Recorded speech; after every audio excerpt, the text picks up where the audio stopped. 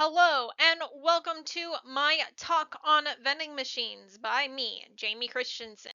For the general history, we start off in 215 BC with holy water vending machines in Egypt, invented by Heron of Alexandria. 1650, we then have the honesty box, a cigarette vending machine found in the pubs of England.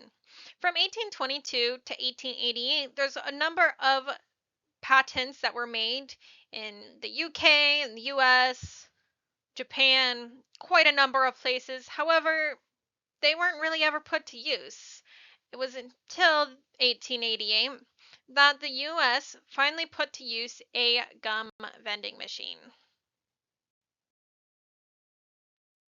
In Japan, we're going to skip a ways from the last year I said, to 1957 Japan. Fresh juice. For whatever reason, someone decided that it would be a good idea to sell fresh juice with much convenience in a good old vending machine. These machines were of two types: pre-mixed machines where the juice was already made and just kept at a stable temperature, or mixed at time of service, where usually a syrup was mixed with cold water that was then dispensed once the good old 10-yen coin was added. In 1962, Shin Mitsubishi started the coffee vending machine, where coffee was dispensed usually by hot water going through grounds of coffee and dispensed into a cup that the user placed. Later on, they realized this created errors, so then machines started placing the cups for us because humans are not capable of placing a cup, apparently.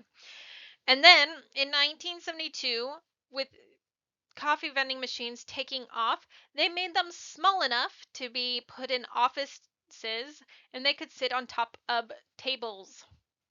Quite useful, I would say. I like my Keurig. If I had one, I would like it. And then in 1976 was the multi-use vending machines where both hot and cold drinks could be dispensed from the same vending machine, which we don't really use anymore. I've noticed there's usually just coffee or just soda or just juice machines. In 1961, we have the prepackaged goods machines. This is when Shin Mitsubishi partners with Vendo USA to bring these machines to Japan. These are the ones that you see most commonly on the streets or in the lobby of our good old Gaidai dormitory. These first machines were for glass bottles, and in 1962, Japan started producing their own parts so that they didn't have to deal with the United States in shipping. In the 1970, after the rise of drinks being packaged in cans, the glass bottle machines were replaced with can machines. And in 1972, canned coffee was invented.